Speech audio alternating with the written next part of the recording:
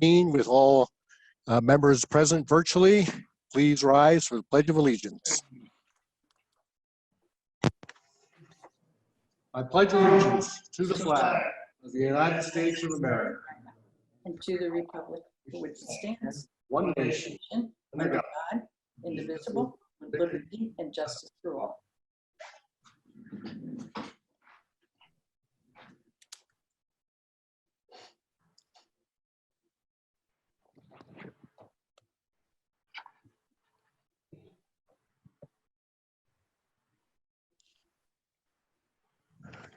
I want to take a moment of silence for three residents or former residents. Former council member Jack Reed died on July 6th at the age of 90.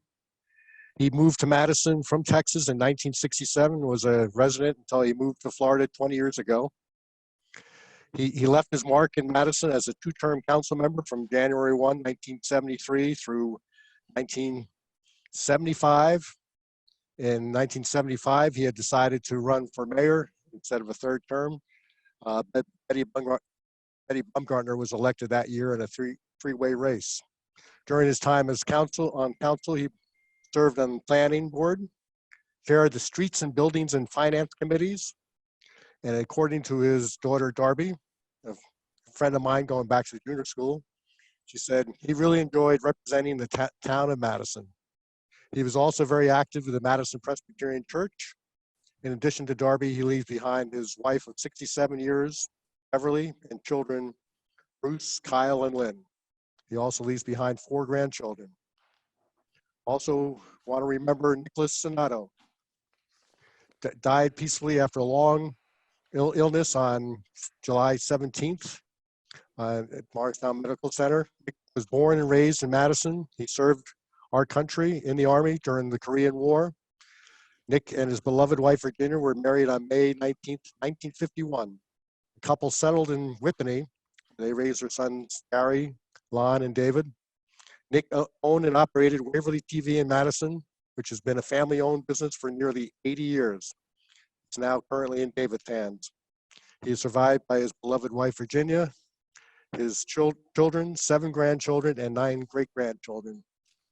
And also want to remember Joanne Kuva, longtime resident of Madison, died peacefully at her home on July 13th. So she was 83. Joanne was born in Newark, 1936, had a long, dedicated career as legal administrative assistant at the offices of Albert Galena Esquire right here in Madison. She also assisted her husband, Peter, for many years in the daily operations of the office and her family-owned paving business, Peter's Construction. Joanne was very active in the Madison YMCA, and many of her friends there remember her. She's survived by her husband of 50 years, Peter Kuva. So let's take a moment to remember Councilman Jack Reed, Sonato, Joanne Kuva, and pass our thoughts on to families they've left behind.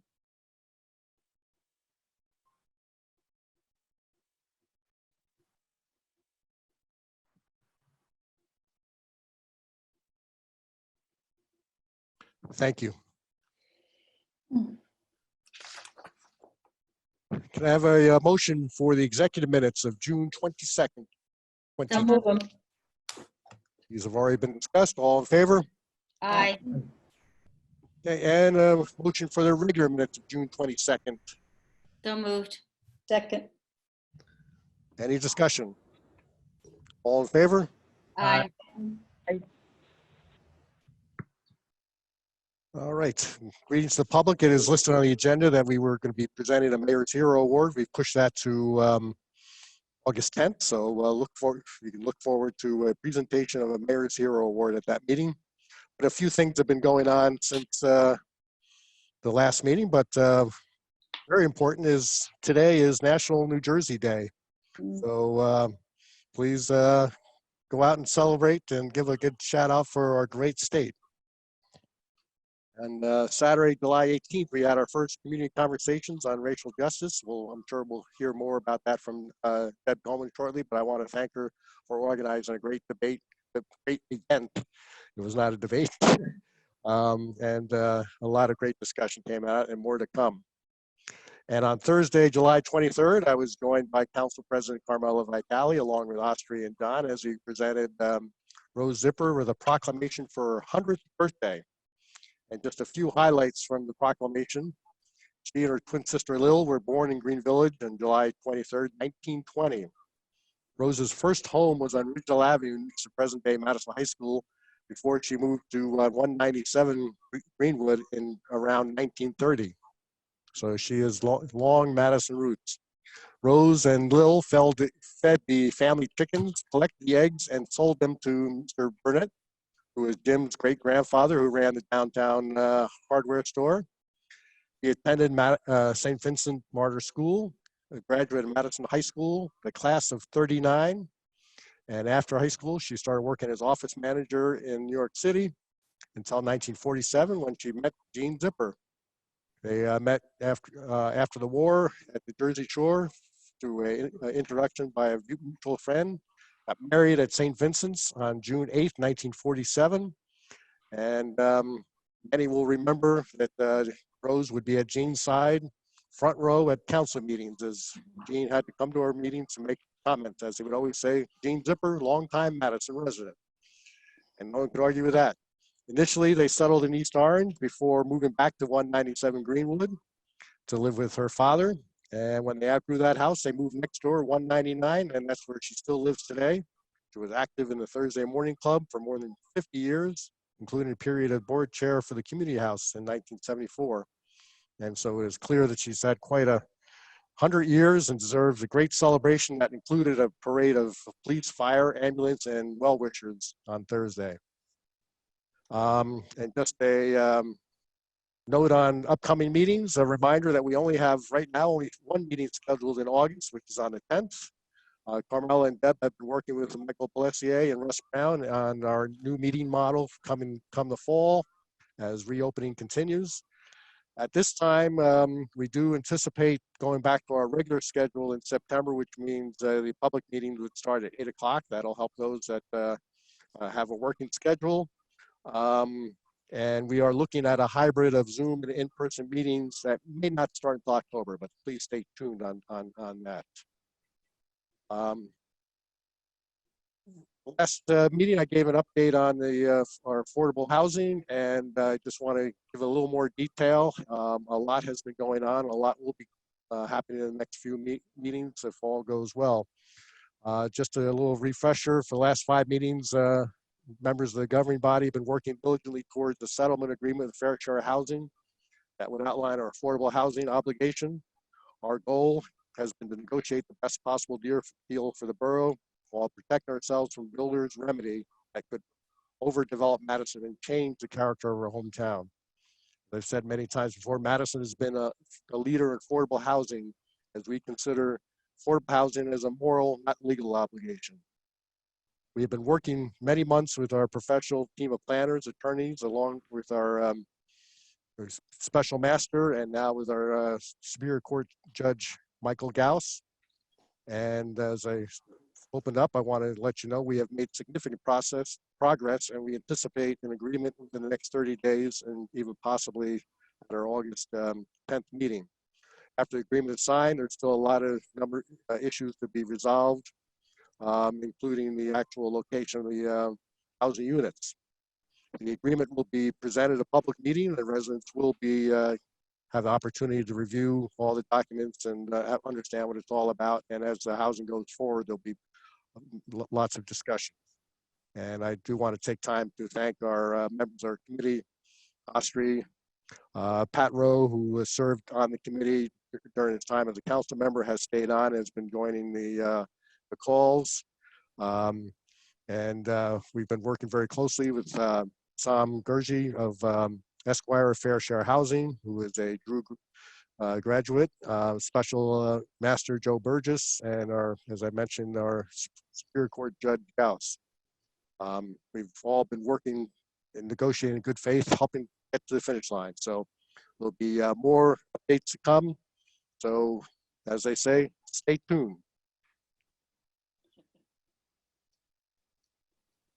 And moving on to reports from committees, Finance and Borough Clerk, Council President Vitale. Thank you, Mayor. So earlier in June, everybody, all the residents got their estimated property tax bills. And that was because we had not received what was necessary, a certified tax rate from the county.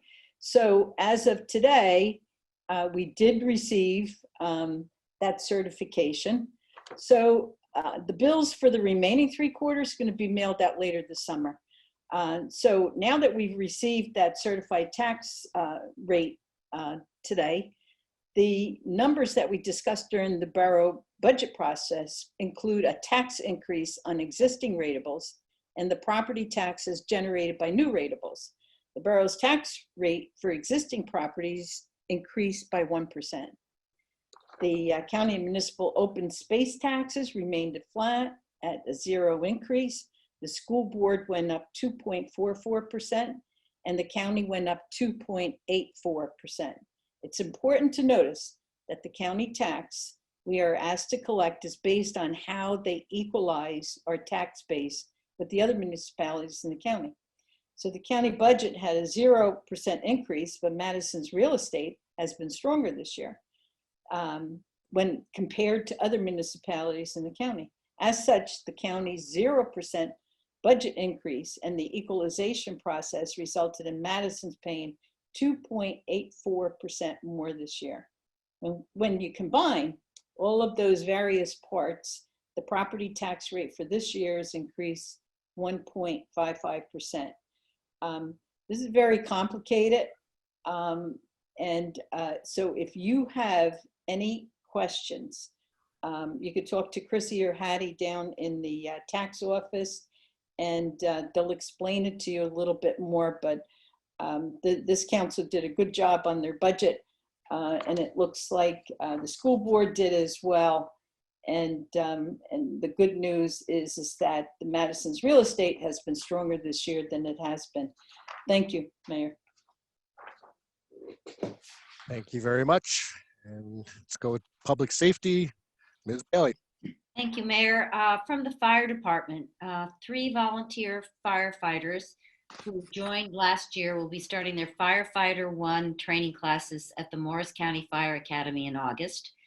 And the borough was awarded a COVID-19 FEMA reimbursement grant in the amount of $13,883.46 for equipment and supplies that were purchased prior to May 15th, 2020, specifically for the COVID-19 epidemic. And I'd like to thank Lieutenant Kyle Wickman for putting the grant application together with the help of Rob Dunn and submitting it for the borough. And the last thing from the fire department, we need volunteer firefighters. Please go to www.madisonfd.com for more information on the requirements and how to join. And then from the police department, there have been some thefts of cars in the borough or attempts at thefts.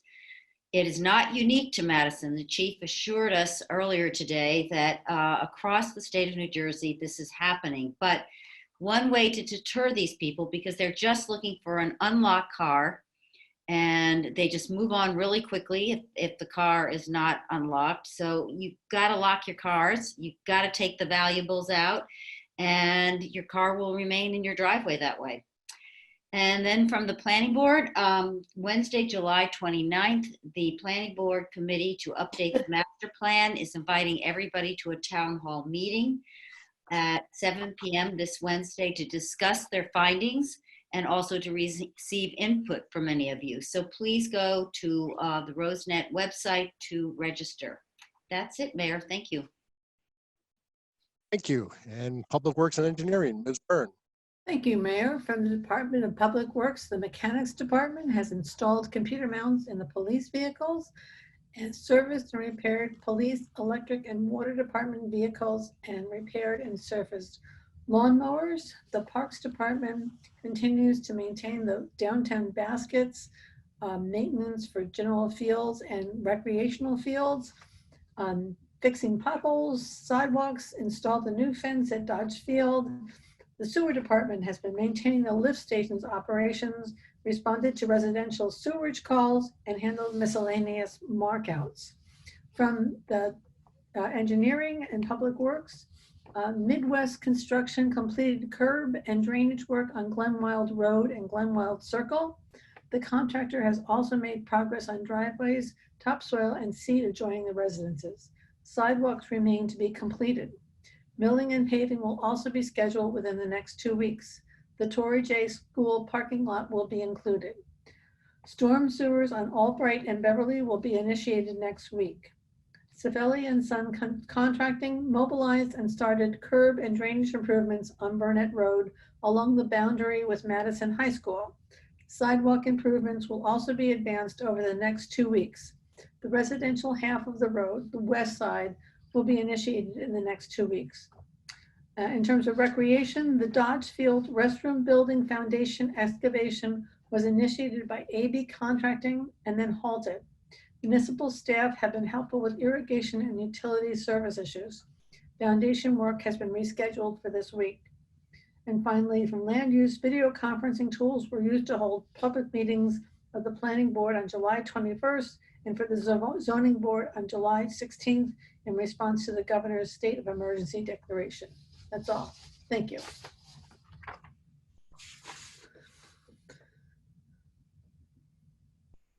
All right. And Community Affairs, Mr. Hoover.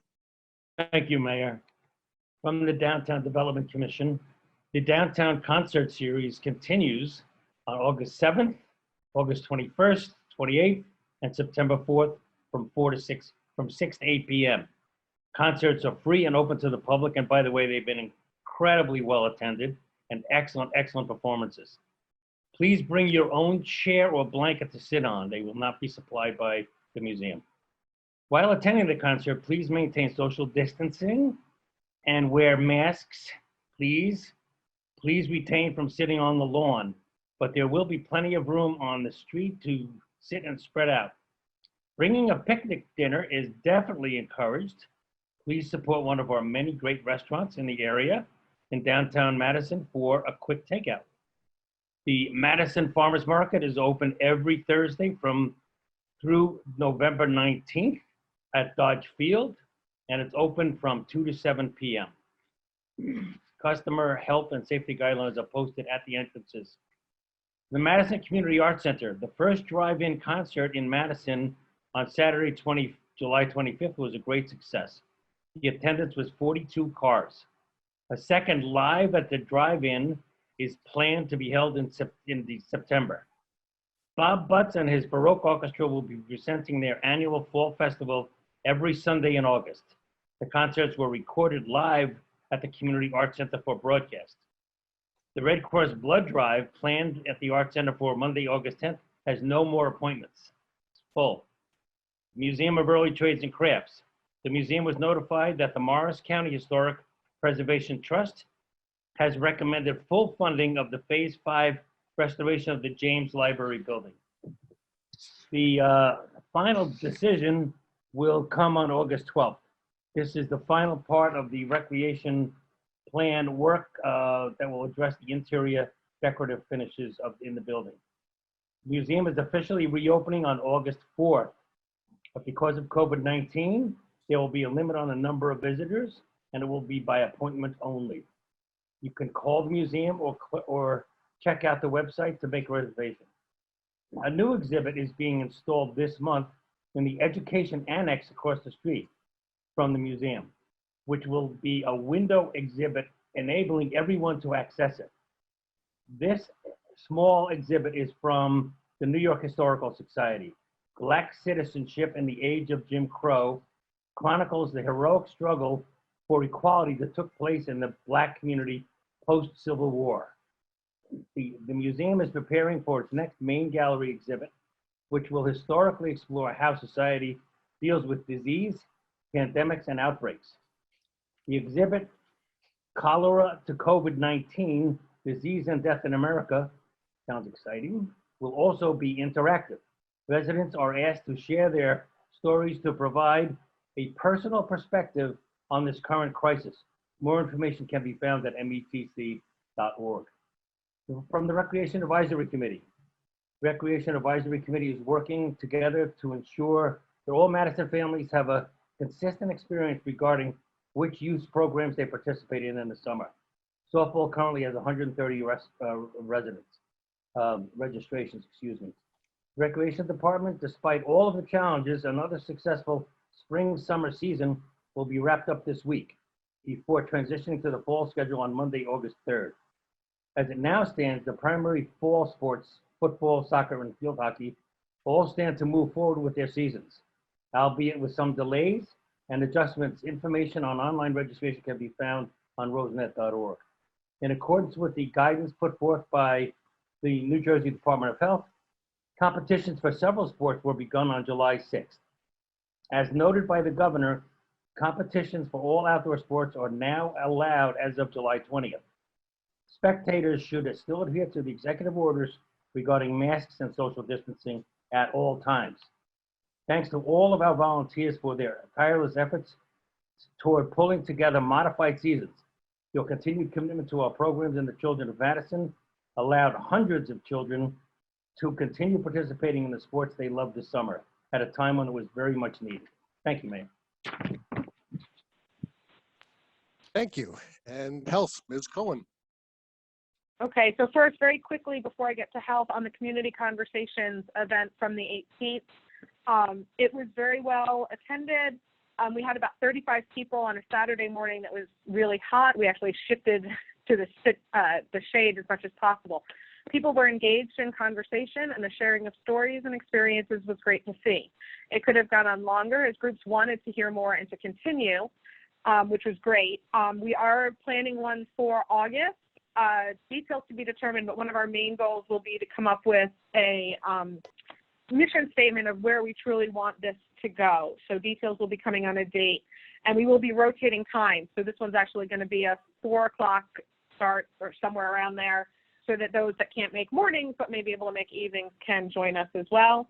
And I just want to thank everybody at the borough, Ray, Jim, Bob, Michael Plessier, Lisa Ellis, the local leaders in town, and the Museum of Early Trades and Crafts, Deb Starker and her staff, who helped us pull this off and provided us with some great facts. So more to come, and hopefully we'll see some of you in August. As far as the health report goes, we remain in stage 2 with no new openings announced since our last meeting. However, a clarification on a previous announcement has allowed yoga and Pilates studios to open at 25% capacity. Motor vehicle locations continue to be overwhelmed. Please visit the MVC website before visiting for details on expiration date extensions and online services that might allow you to skip the trip. Only 8 new cases have been reported in July in Madison. As of today, Madison reports 157 total cases of COVID-19, with 5 remaining open and are still being monitored by the health department. Monitoring of our long-term care facilities, including regular testing, also continues. Recently, there have been news reports indicating clusters of COVID-19 resulting from indoor parties, one in Middletown, which resulted in more than 20 new cases in patients in their teens and early 20s, and one in Harvey Cedars, which has sidelined at least 17 of their beach lifeguards. This is just one more reminder that indoor gatherings with a lack of social distancing and limited use of masks should be avoided. This is true if you are 15, 22, 41, 65, or 93. The list of states included in New Jersey's travel advisory is now a staggering 31. We encourage you to avoid unnecessary travel to these states. Should you travel to a state on the list, please follow the self-quarantine protocol as outlined in the state's travel advisory. Lastly, testing. Check with your doctor and or visit covid19.nj.gov/testing for details on where you can get a test. The health department recommends you get a test if you are, of course, experiencing symptoms, but also if you are a member of your household who has recently participated in activities with those outside your household where social distancing and or mask use was limited. As we continue reopening and expand our circle, some final reminders. When you're away from home, practice social distancing as much as is practical. Wear masks inside public spaces. When outdoors, you should use a mask if you're not able to socially distance, such as amusement parks or even the Madison Farmers Market. Please use gloves and disposable masks in the trash when you remove them. Wash your hands or use hand sanitizer. If you feel unwell, stay home and contact your doctor. Get exercise outdoors, but take proper precautions when in public areas. And of course, parents continue to communicate with your children about how they can protect themselves if they interact with friends or others outside your house. Thank you. Thank you very much. And utilities, Ms. Ehrlich. Thank you, Mayor. From the electric department, last Sunday, July 19th, the standby crew was called out 3 times for low power or no power calls, and in one case for a large branch that fell on the service wire to a home on Ridgedale Avenue. And the electric department did not trim trees this week as part of their self-performed line clearing due to the extreme heat conditions. That was postponed. From the water department, a couple of updates. The water quality report with 2019 water testing results was sent out to borough water customers last month. Hopefully you got that in your mail. As shown in the report, the contaminants found in Madison's drinking water are well below the state's mandated action level. The Madison Water Department began testing for so-called PFAS chemicals in our water in January of this year in accordance with new state standards. These results will be published in next year's report, which will contain the 2020 test results. Because our water is from the Buried Valley Aquifer and is not surface water, the results are below the action levels of 13 and 15 parts per trillion. If you'd like to check this out for yourself, these results can be found online. To access the drinking water website with state results, you can search NJ Drinking Water Watch and search for Madison results at the website there. In this time of extreme heat, the department is urging everyone to abide by the voluntary water restrictions in place in the borough right now. So for instance, please water your lawns on odd and even watering days based on your house number. Avoid daytime watering since 50% of water sprinkled on lawns is lost to evaporation during the day. And please consider installing sprinkler rain sensors or having them calibrated to avoid watering your lawn on rainy days or just after a storm. In the meantime, the water department has been busy. They've installed a new water service on Lathrop Avenue for a newly built home, and they've also rebuilt a chlorine pump at one of the well sites. The pump is used to inject Cl2 into the water system for disinfection purposes. That's all for utilities. Thank you very much. Any communications or petitions? None received, Mayor. And now we're on to our number 1 of 2 invitations for discussion. This one is limited to our agenda items, which we don't have any discussion items today. So the only thing you can comment in this session is the resolutions that are listed for adoption today under the consent agenda, which I will go through. If you want to comment on anything beyond the resolutions, please wait not too long, because after we do our ordinances for hearing, we will come back with another comment period when you may comment on any topic. So these are the resolutions that are on the consent agenda. Resolution 200, approving the purchase of 2 police vehicles from Mayor Ford of Morristown. And this is the amount of $85,000. And this is coming from this is through Morris County Co-op pricing and is being funded through the police outside duty account. Resolution 201 is supporting legislative bill S-232 A-2212, requiring New Jersey Department of Environmental Protection to evaluate environmental and public health impacts of certain facilities on overburdened communities when reviewing permit applications. And this is recommended by our Environmental Commission. Resolution 202 is resolution authorizing the purchase of police vehicle accessories through the New Jersey Co-op pricing system, not to exceed $4,300 and change. Resolution 203 is approving the raffle license submitted by the Rotary Club of Madison for December 17th, 2020. And resolution 204 is authorizing settlement of certain tax appeals. There are 5 tax appeals included in that resolution. So you may comment on any of those resolutions. If you wish to comment on those, you raise your hand by clicking the hand if you're online, or *9 if you're on the phone. And note that for security reasons, we do not recognize anyone listed as anonymous or call without a phone number identified. As soon as you are recognized, You must state your name and your address before you state anything else. Failure to do so may result in you being muted or disconnected. And the second, since this is a limited discussion thing, the second thing you must say in this one is the resolution you are addressing. Again, if you want to address another topic, that will come up in a little bit later. Please try to keep your comments at 3 minutes, and but we'll give you a 1 minute grace period and stop you at 4. Anyone wishing to comment on any resolutions, please raise your hand at this time. Seeing none, we close this part of the meeting. And as mentioned, there are no agenda discussions, so we are on to ordinances for hearing. Will the clerk please read the statement? Okay, the ordinances scheduled for hearing were introduced by title and passed on first reading at the regular meeting of the council held on Monday, July 13th, 2020. All were posted and filed according to law, and copies were made available to the general public requesting same. All right, I call up ordinances for second reading and ask the clerk to read said ordinances by title.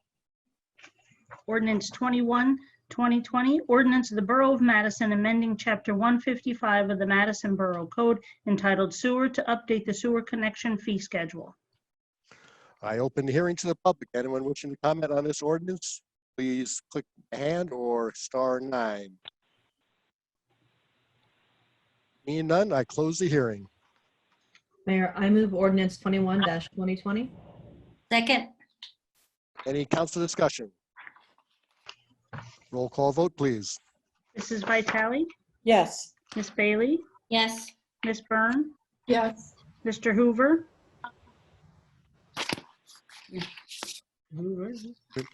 John? You're muted. Yes. Okay, there we go. Thank you. Okay, Miss Cohen Yes. and Miss Ehrlich. Yes.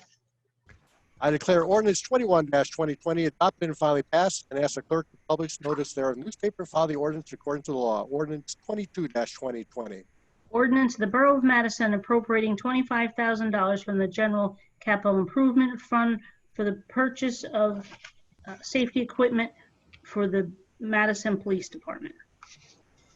I open the hearing on ordinance 22-2020. Anyone wishing to comment, please click on the hand or hit *9. Being none, I close the hearing. Mayor, I move ordinance 22-2020. Second. Any council discussion? Ostrey. Yes, Mayor, we just made sure this ordinance had just a slight change in how it was described in the ordinance, and because we wanted to be very general, and that any purchase by the police department going forward under this ordinance would have to have a resolution. And I just wanted to tell people that this is how we're going to proceed with this. Thank you. Thank you very much. Any further discussion? Roll call vote, please. Mrs. Vitale, Yes. Miss Bailey, Yes. Miss Byrne, Yes. Mr. Hoover, Yes. Miss Cohen, Yes. Miss Ehrlich. Yes. I declare ordinance 22-2020 adopted and finally passed, and ask the clerk to publish notice thereof in the newspaper and file the ordinance according to the law. Ordinance 23-2020. Ordinance of the Borough of Madison appropriating $40,000 from the General Capital Improvement Fund for the purchase and installation of a pipe sealing grid system for the Madison Community Arts Center. I open the hearing on ordinance 23-2020. Anyone in the public wishing to comment on this ordinance, please click on the hand or hit *9. Seeing none, I close the hearing. Mayor, I move ordinance 23-2020. I second. Any council discussion? Roll call vote, please. Mrs. Vitale, Yes. Miss Bailey, Yes. Miss Byrne, Yes. Mr. Hoover, Yes. Miss Cohen, Yes. Miss Ehrlich. Yes. I declare ordinance 23-2020 adopted and finally passed, and ask the clerk to publish notice thereof in the newspaper and file the ordinance in accordance with the law. For the public to understand, ordinances 24 and 25, we have advertising hearings, and we will proceed with that, but both ordinances will be withdrawn, and we will come back with new ordinances on August 10th. Our liaison to planning will explain that shortly. I now call up ordinance 24-2020. Ordinance of the Borough of Madison amending and supplementing certain provisions of Chapter 195, Section 32 of the Madison Borough Code entitled Land Development Ordinance. I open the hearing to the public. Anyone wishing to comment on this ordinance, please raise your hand by clicking on the hand or hitting *9. Being none, I close the hearing. Mayor, I move to withdraw ordinance 2420. I'll second.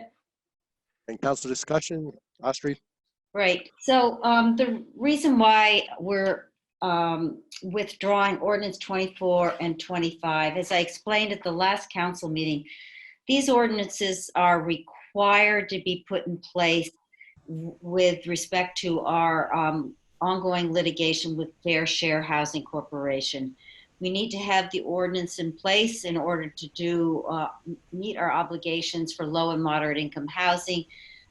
These ordinances spell that out. We've been going back and forth a little bit with Fair Share Housing. We're in the process of tweaking these ordinances again, and we felt that it was right to withdraw them at this point and make sure on August 10th, we plan to reintroduce them with all the changes that both sides are looking at and requesting. Thank you. And with that scheduled, which would have not changed anyway, because the next meeting of the planning board is after August 10th. So they would then go to the planning board and then come back to our further hearing in September. So can I have a roll call vote on the withdrawal of ordinance 24, 2020? Mrs. Vitale, Yes. Miss Bailey, Yes. Miss Byrne, Yes. Mr. Hoover, Yes. Miss Cohen, Yes. Miss Ehrlich. Yes. So ordinance 24, 2020 has been withdrawn. Now ordinance 25-2020.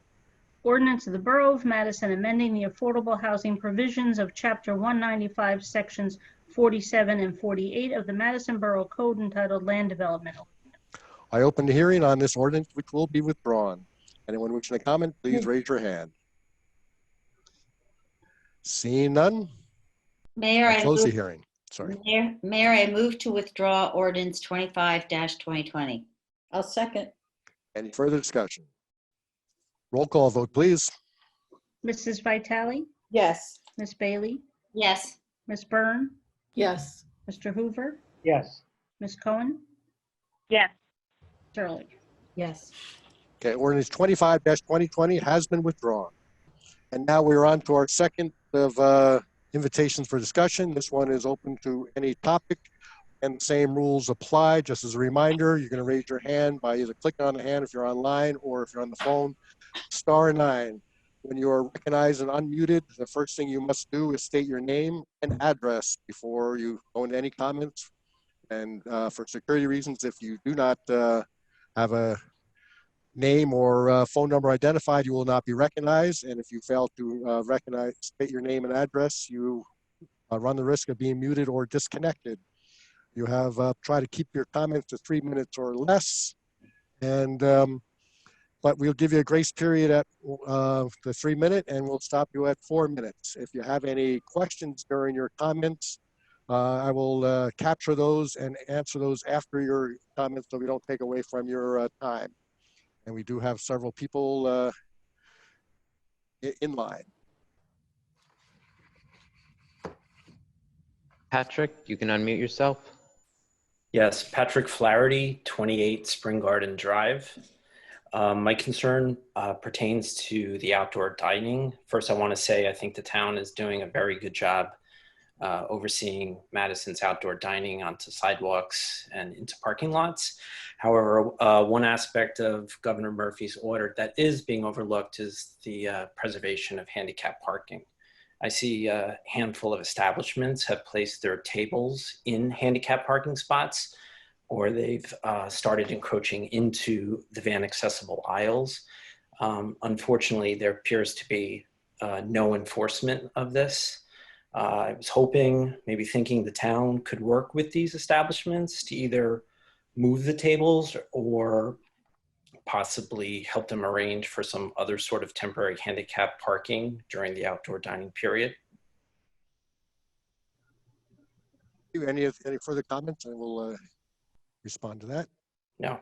Okay, thank you, Patrick. So thank you very much for bringing that to our attention. And I think your approach is exactly what we will do. Is we will take a look at it in the various locations, and if they have encroached on handicap parking, which must be preserved, we will either create a temporary one or have them rearranged so that the spot is still available. And thank you very much for bringing that to our attention. Deb Stocker? Yep. All right, Deb? Thank you. Thank you, Mayor. I'd just like to take a moment to speak in my. Even though we just recognized your name, if you can state your name and sorry. address, sorry. He said my name. Okay, I'm Deb Starker, 30 Beverly Road. Sorry. So thank you again. I just want to take a moment to speak in my capacity as the director of the Museum of Early Trades and Crafts. Thank you, Councilman Hoover, for your report. And I want to elaborate just very briefly on the information that he shared about Share Your Stories.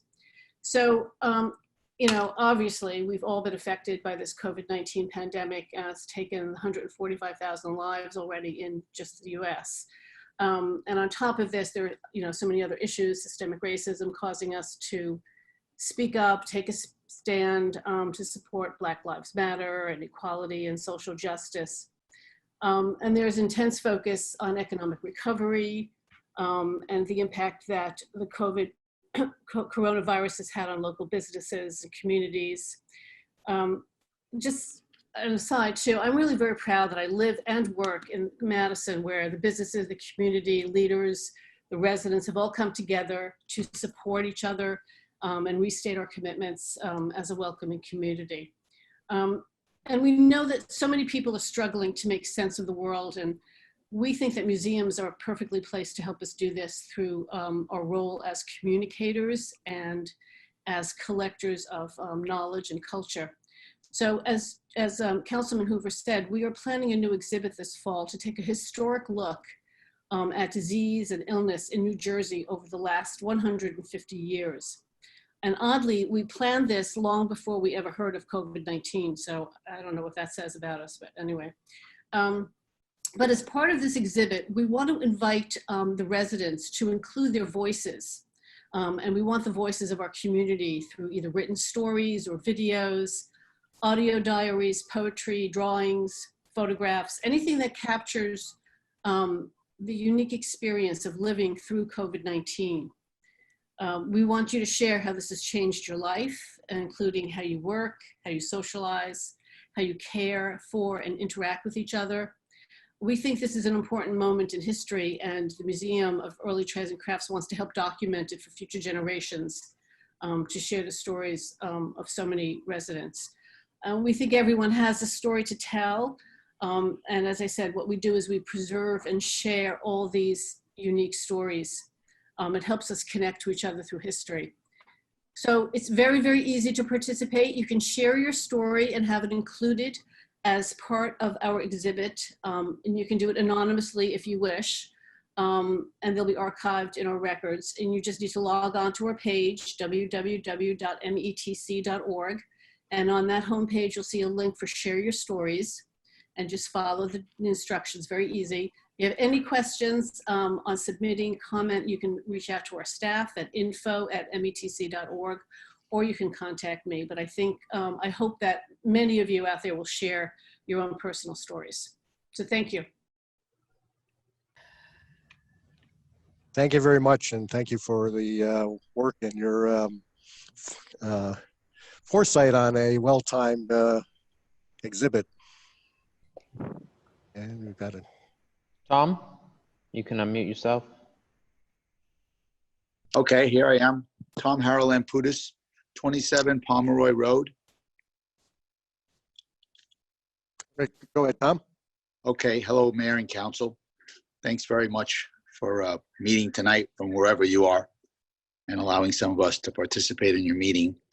So one item I wanted to bring to your attention based on an incident that happened to me yesterday at my home. There was a car theft in front of my house. A house guest unfortunately left her car in the street and erroneously left her key fob in the car. So I have a video surveillance of the front of my home, and I was able to see 4:40 a.m. Approximately 7 cars racing east on Pomeroy past my house. I guess they have a device that lets them determine when there's a car that has a key fob or something in it. They jump out of the car.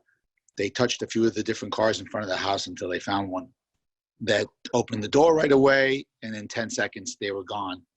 There was a couple of young men. I mean, it's a little scary that they're stealing cars in front of our homes in Madison, and it's been happening a lot lately. What's even scarier is that they could have easily come down the driveway, and if it was one of my own cars, could have probably opened the garage doors and entered the house if they wanted to. It seems that they're not really intent on doing that yet in the borough. I did talk to the chief, Dyson of the Madison Police Department a little while ago, and we discussed what transpired. I had told him that I recall maybe 6 months ago, if not longer, there's been discussion about getting license plate readers mounted at all the access points in the borough. There's not that many. We're fortunate that we can probably count them on 2 hands. And I think having a system like that in place would really alert the police, especially after hours, if there's cars entering into the borough, you know, more than usual. After 1 o'clock at night, I would expect there's not more than 50 or 60 cars entering the borough, and the police officers will at least dispatch and roam around town a little bit more aggressively to see what's going on. And it's been happening so much that I can't understand why we haven't already finished investing in this system in the borough. I think this should be a top priority over a lot of other projects, Mayor, that have been already put forth in the borough as far as, you know, street remediations and some other structural improvements in the borough. So I don't know where the council stands on that, but I think I can speak for most of my neighbors that our safety should be the #1 priority right now in the borough. Besides obviously getting everything back in order after COVID, which the borough's managed pretty well, but now we'll see where we go with the schools, opening up your buildings for public meetings again, you know, all the different services that we took for granted before, which has stopped. 1 minute. The other subject I'd like to bring up, and I have a personal involvement in this, is about the movie theater building. I would like to know when the building's application will be on the planning board meeting. You know, this is something that would obviously help a lot as an economic stimulus project, because it's already a funded project. And if it was going on at this time, it would certainly be helping some of the subs, whether they're local subs, local people. It would really show some nice activity in the borough. But the delays have just been unimaginable from my perspective, even if I was just a regular resident. And you've probably heard that from a lot of our neighbors in town, that they're all shocked at how long that building's been standing there vacant. So yeah, go ahead, Mayor. Sorry, that time is up. Sorry. Well, my time might be up, Mayor, but I got to tell you, this has taken way longer than my lousy 3 just spoke on. Go ahead, say what you want to say, if there's any. Thank you, Tom. So a couple of updates. One, I saw you came on board after Osprey's report from public safety.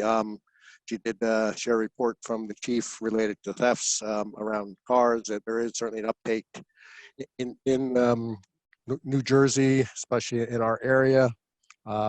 We are working closely with the police department. We will take back the conversation around the license plate readers.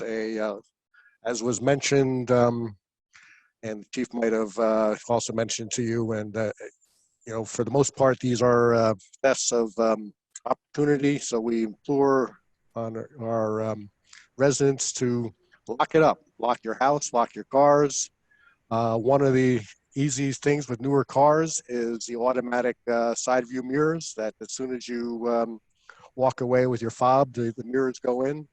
And so if the mirrors are out, it's often an indication to someone driving by that the fob's in the car. So our police will be making this a priority. And as always, if we can take away and reduce opportunity, that will be very helpful. One of the reasons we are #1 community in the state is because of public safety, and so we take this very seriously. We'll continue to work on that. Recently, our great Cody administrator on the theater has reported that we expect the developers of the theater site to be coming with a revised application. So that's all I can say. Is you're right. Right now, there is nothing to go to the planning board, but we understand that something will be coming soon. And at this point, I see no one else in the queue, so I will close this part of the meeting. There were 2 ordinances listed for introduction. Those are both related to the replacement of the 2 withdrawn ordinances. They will be, as mentioned before, introduced at the August 10th meeting. So there are no ordinances to be introduced. So we move on to consent agenda resolutions. Will the clerk please read the statement? Consent agenda resolutions will be enacted with a single motion. Any resolution requiring expenditure is supported by a certification of availability of funds. Any resolution requiring discussion will be removed from the consent agenda. All resolutions will be reflected in full in the minutes. Mayor, I move resolutions 200-2020 to 204-2020. Second. Any council discussion? Okay, roll call vote, please. Mrs. Vitale? Yes. Miss Bailey? Yes. Miss Byrne? Yes. Mr. Hoover? Yes. Miss Cohen? Yes. Miss Ehrlich? Yes. There is no unfinished business. Approval of vouchers. Will the clerk please read the voucher registry? For the current fund, $4,026,715.33. For the general capital fund, $1,184.50. Electric operating fund, $672,483.35. For the water operating fund, $41,010.89. For the trust, $24,647.84. The total is $4,766,041.91. Mayor, I move approval of the vouchers. Second. Any discussion? Roll call vote, please. Mrs. Vitale? Yes. Miss Bailey? Yes. Miss Byrne? Yes. Mr. Hoover? Yes. Miss Cohen? Yes. Miss Ehrlich? Yes. And our new business, like the governing body has proposed the following appointment to the Madison Housing Authority Board of Commissioners, reappointing Melissa Elias, 40 Green Village Road, as commissioner effective August 11th, 2020 for a 5-year term through August 10th, 2025. A motion? I'll move it. Second. All in favor? Aye. Aye. All right. Rachel, Mayor, I move that we adjourn the meeting. all in favor? Aye. Thank you all, and be cool out there. Yeah. Thank you, Mayor. Take care. Bye, everybody. I know. Bye.